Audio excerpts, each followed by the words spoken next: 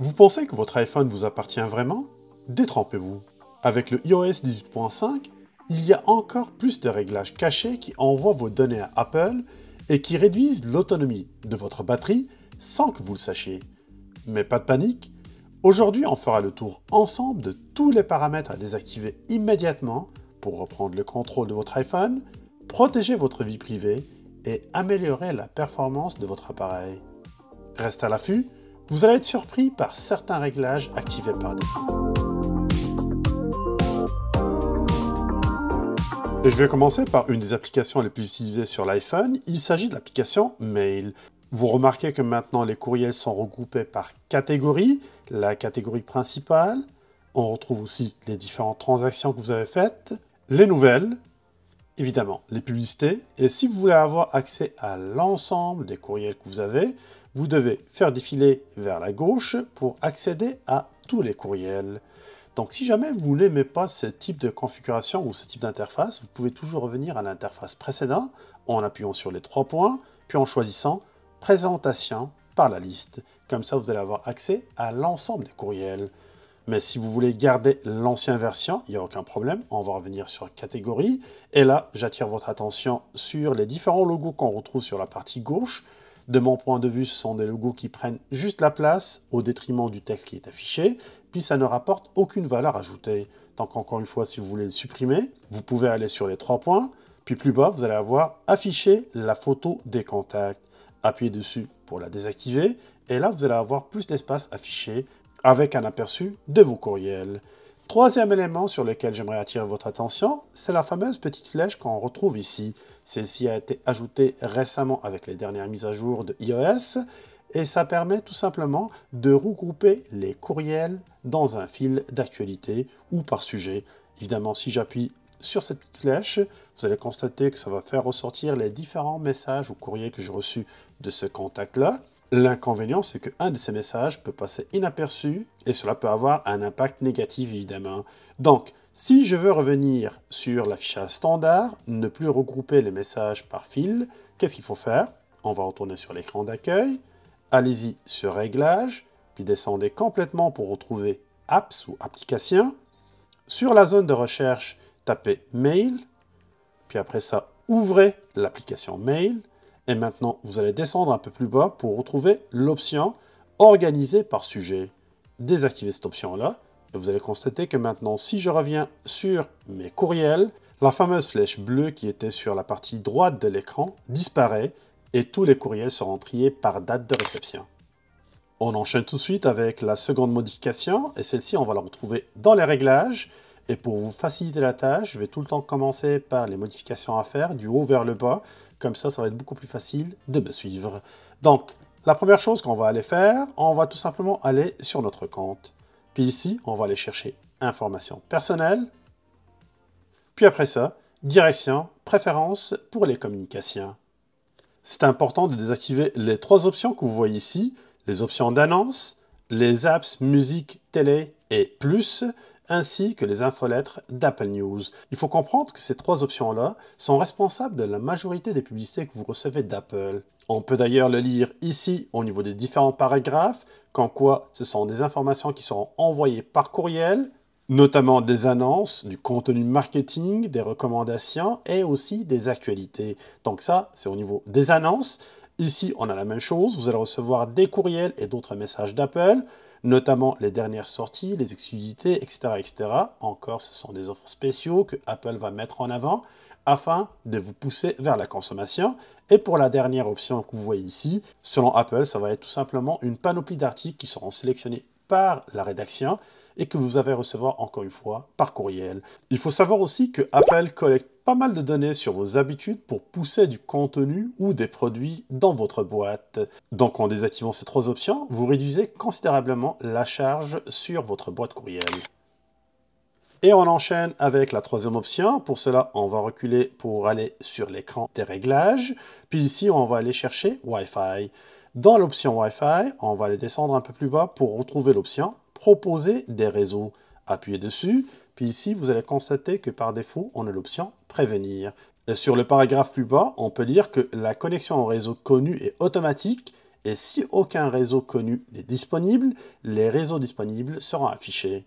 L'option prévenir signifie que votre téléphone vous enverra une notification dès qu'il détecte un réseau ouvert autour de vous. Mais pour qu'il puisse le faire, cela signifie que votre iPhone passera son temps à chercher des réseaux aléatoires. Et cela va avoir un impact direct sur l'autonomie de votre téléphone. Donc, choisissez non, comme ça votre téléphone se connectera seulement aux réseaux qui sont déjà connus. Puis si jamais vous voulez vous connecter à un autre réseau, dans un café ou ailleurs, vous allez le faire manuellement. Allons-y avec l'option suivante, et pour cela on va reculer une fois en arrière, puis on va aller descendre sur l'option connexion auto au partage. Ici, c'est important de passer sur jamais pour éviter que votre iPhone se connecte par erreur à d'autres appareils qui sont proches. Pour la fonction suivante, on va reculer encore 2 fois en arrière jusqu'à l'écran principal des réglages. Puis après ça, direction générale. Un peu plus bas, localisez l'option actualisation en arrière-plan. Ici, vous allez avoir la liste complète de toutes les applications qui s'actualisent en arrière-plan, soit en utilisant votre Wi-Fi ainsi que vos données cellulaires, ou soit en utilisant seulement le Wi-Fi si cette option est activée.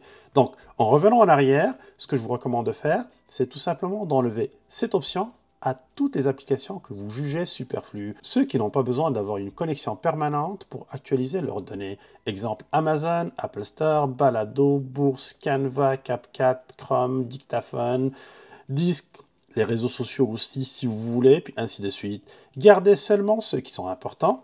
Le meilleur exemple ici, c'est mon Gmail.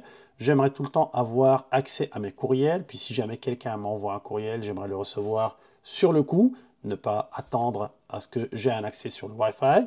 Dans ce cas-ci, je vais garder mon Gmail. Google aussi, pas besoin. Google Maps, ça c'est important. Oui, si j'utilise Google Maps comme application de géolocalisation, je vais le garder. Sinon, si vous utilisez une autre application, vous pouvez les désactiver.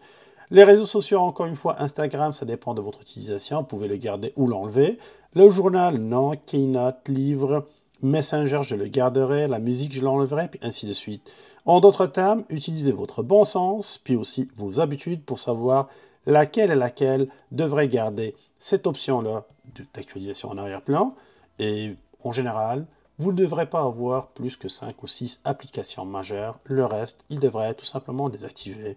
C'est ce que je fais ici, par exemple, avec mes différentes options. Puis là, vous constatez qu'en fin de compte, j'en ai seulement 6 applications que j'ai gardées, des applications que je juge que ce serait important d'avoir accès à Internet. Je viens de finir avec l'actualisation en arrière-plan. Dans ce cas-ci, je recule jusqu'à mes réglages. Puis on va descendre plus bas pour localiser l'option « Rechercher ». Appuyez dessus.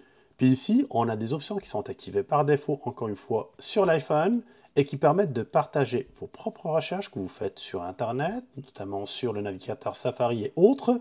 Et ces informations-là sont stockées et envoyées sur les serveurs d'Apple. Tout ça, évidemment, pour créer un portrait précis de la personne qui utilise le téléphone afin de la mieux cibler au niveau des publicités. Et pour appuyer ce que je viens d'annoncer, vous pouvez lire sur le paragraphe ici. Ces options permettent d'autoriser l'affichage du contenu provenant d'Apple et d'autres partenaires lorsque vous effectuez une recherche ou que vous cherchez du texte ou des objets ainsi que des photos.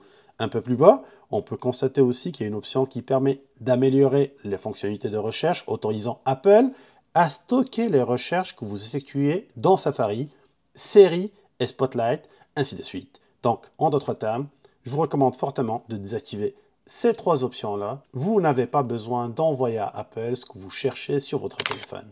Et on enchaîne tout de suite avec l'option suivante. Celle-ci est juste plus bas. Il s'agit de notifications. On va l'ouvrir. La première modification que je vous conseille fortement de changer tout de suite, c'est le partage d'écran avec notification. Cela va vous éviter d'être gêné devant tout le monde quand vous allez partager votre présentation ou votre exposé que vous avez sur votre téléphone sur un écran géant. Si vous recevez une notification, un courriel ou n'importe, cette dernière sera affichée sur l'écran géant devant tout le monde. Désactiver cette option empêchera l'affichage de notifications pendant votre partage d'écran. Et en revenant en arrière, il y a une seconde option qu'on va changer aussi dans les notifications.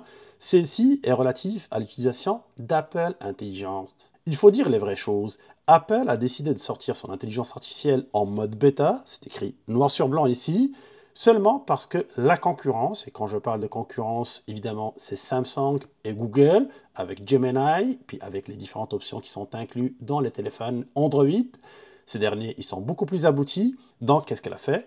Elle a poussé son intelligence artificielle en mode bêta et ça a donné malheureusement des résultats qui sont quasi désastreuses. Puis ici, vous voyez qu'il y a une option qui permet de résumer avec l'intelligence artificielle les différentes notifications que vous allez recevoir. Exemple, si vous recevez un courriel, un message texte, eh bien cette dernière va lire ce contenu. Là, déjà, il y a un problème de confidentialité. Et deuxièmement, elle va prendre ces informations-là, puis il va essayer de faire un résumé. Mais bien sûr, le résumé peut être maladroit. D'ailleurs, elle le mentionne ici. Elles peuvent contenir des erreurs. Donc, tant qu'à y être, appuyez ici, puis désactivez tout simplement les résumés de notification le temps que la nouvelle version arrive. On parle évidemment de l'iOS 26 qui arrive bientôt avec une intelligence artificielle beaucoup plus aboutie. On la testera ensemble, puis après ça, on va dire est-ce qu'on garde cette option activée ou pas. Mais pour l'instant, je vous conseille fortement de la désactiver. On attaque maintenant un gros morceau, donc on va reculer en arrière sur les réglages, puis après ça, on va aller descendre pour chercher l'option confidentialité et sécurité. Et là, c'est le nerf de la guerre, c'est la sécurité. Apple met tout le temps en évidence que ces téléphones ils sont beaucoup plus sécuritaires, mais cela dépend de la configuration que vous faites dans les différents paramètres. D'où l'intérêt de vraiment prendre le temps de passer à travers les différentes options qui sont à l'intérieur. Et je commencerai par les services système. Pour les retrouver, on va aller sur service de localisation, on va descendre complètement en bas, puis appuyer sur service système, puis ici, je vous ai déjà préparé une configuration typique. Vous constatez que j'ai désactivé pas mal d'options et j'ai gardé seulement les options les plus importantes activées. Exemple, appel d'urgence et SOS, connexion par satellite, étalonnage des déplacements, étalonnage de la boussole, localiser mon iPhone. Évidemment, c'est important si jamais vous le perdez, vous voulez vraiment le retrouver. Le partage de ma position. That's it. C'est toutes les options que j'ai gardées. Sinon, pour le reste, vous pouvez les désactiver sans aucun problème. Plus bas, toujours à la même place, on retrouve les options d'amélioration de produits. Ça porte très bien son nom. Ce sont des options qui sont destinées à l'amélioration des produits Apple. En d'autres termes, vous êtes monitoré, vos informations sont envoyées, analysées scrupuleusement par Apple afin de permettre d'améliorer leurs propres produits qu'ils vont vous vendre plus tard. Donc ici, sans aucun problème, désactiver l'amélioration de la précision, l'analyse de l'iPhone, l'itinéraire et circulation, ainsi que l'amélioration de l'application Plan. On va rester dans la confidentialité et la sécurité, dans ce cas-ci, reculer 2 fois en arrière, puis cette fois-ci, on va aller chercher l'option suivie. Appuyez dessus. Et si jamais vous avez cette option activée, je vous suggère fortement de la désactiver pour la simple raison, on peut lire un peu plus bas, que vous autorisez Apple, ainsi que les différentes applications qui sont installées sur votre téléphone, à communiquer entre eux. En d'autres termes, à se partager vos données personnelles. Puis en désactivant cette option-là, comme on peut le lire, vous allez automatiquement refuser cet accès automatique à ces différentes applications-là. Donc plus de partage de vos données avec les différentes entreprises concernées. Je n'ai pas terminé avec la confidentialité et la sécurité. Vous remarquez qu'il y a plein de choses à l'intérieur. Et pour cela, on va descendre un peu plus bas, localiser photo, appuyer dessus. Puis ici, vous allez avoir la liste complète des applications qui ont accès à votre galerie. Ainsi, évidemment, que vos photos et vidéos, les contenus multimédia. Donc, encore une fois, passez à travers la liste, puis enlevez tout simplement les autorisations aux applications que vous jugez non nécessaires. Ici, par exemple, Canva, je vais choisir aucun. Je ferai la même chose avec CapCut, qui a un accès complet. Je mettrai aucun. Et si jamais j'ai besoin d'utiliser CapCut pour faire, par exemple, un montage vidéo, dans ce cas-ci, je peux revenir tout simplement puis lui donner un accès limité en sélectionnant les photos ou les vidéos concernées par le fameux projet. Donc, je reviens encore en arrière. Puis, je vais faire la même chose pour les différentes options qu'on a ici. Aucun pour Chrome. Fond d'écran vivant, je vais choisir aucun. Puis encore une fois, s'il a besoin de quoi que ce soit, il va me le demander. Instagram, OK, je l'enlève aussi. Les différentes autres applications, je ferai la même chose. Messenger, ainsi de suite. Donc, il n'y a aucun mal à choisir aucun pour l'ensemble des applications. Puis, agissez au fur et à mesure. Si vous constatez qu'il y a une application qui a vraiment besoin d'avoir un accès à votre contenu, dans ce cas-ci, vous pouvez lui octroyer ce droit, mais d'une manière qui est provisoire et non d'une manière qui est permanente. L'avant-dernière modification qu'on va effectuer dans la confidentialité et sécurité, reculer une fois, descendez plus bas puis localiser, analyse et amélioration. Ici, vous allez avoir une panoplie encore d'options. Certains seront désactivés et d'autres non. Je vous conseille tout simplement de désactiver l'ensemble des options qui existent ici. En d'autres termes, on n'a pas besoin d'avoir toutes ces options-là activées. Ce sont des options qui sont énergivores et ce sont des options qui n'ajoutent absolument rien en termes d'utilisation personnelle. Ils sont beaucoup plus intéressantes pour Apple. Des options d'analyse et des options d'amélioration pour les futurs produits d'Apple. Passez à travers, si vous avez le goût de lire les différentes options ici, vous pouvez les lire, mais je vous suggère de les désactiver une fois pour toutes afin d'améliorer l'autonomie de votre téléphone et aussi augmenter la confidentialité de vos données privées. Et là, j'ai reculé une fois sur confidentialité et sécurité pour attaquer la dernière option. Il s'agit de la publicité Apple. Ça porte son nom. Encore une fois, ce sont des annonces qui seront envoyées par Apple, mais ça va être des annonces ciblées. En d'autres termes, Apple va créer votre profil de publicité, puis en désactivant cette option-là, vous serez moins intéressant, donc vous recevrez moins de publicité. Pour retrouver les deux dernières options, on va reculer jusqu'à l'écran principal des réglages, puis descendez complètement pour localiser Apps ou Applications. La première chose, ça va être App Store, appuyez dessus, puis ici, il y a trois options qu'on va modifier. La première option, c'est celle-ci. Télécharger les applications. Ici, on peut lire que cela permet d'installer automatiquement les différentes applications que vous achetez ou que vous téléchargez afin de les retrouver sur les différents supports. En d'autres termes, si vous avez un iPhone, vous avez une tablette aussi, en installant une application sur votre iPhone, celle-ci sera automatiquement installée sur votre tablette. Est-ce que c'est forcément ce que vous voulez? Personnellement, je pense que c'est non. Dans ce cas-ci, je vous suggère de désactiver cette option-là. Comme ça, chaque appareil sera différent, puis vous n'aurez pas forcément les mêmes applications installées sur les deux appareils. La deuxième option se retrouve un peu plus bas. Il s'agit de la lecture vidéo automatique. Pour mieux comprendre ça, je vais aller sur l'écran d'accueil, puis je vais ouvrir App Store. Ici, par exemple, je vais choisir ce jeu-là. Et là, vous constatez que la vidéo de présentation se lance automatiquement.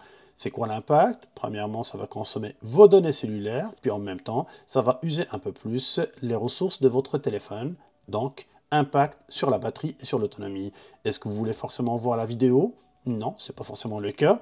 Donc, dans ce cas-ci, on va reculer sur le réglage, toujours à la même place, Application puis App Store. Puis, je vous suggère de désactiver lecture vidéo automatique. Appuyez dessus, puis choisissez non. La troisième option qu'on modifiera pour l'App Store, c'est celle-ci, les notes et avis intégrés. Quand cette option est activée, Apple autorise les développeurs à vous envoyer des sondages afin d'évaluer leurs produits. Et si vous désactivez cette option-là, vous allez avoir moins de sollicitations, mais cela ne vous empêche pas tout le temps de noter vos applications favoris ou de laisser des commentaires pour soutenir les développeurs.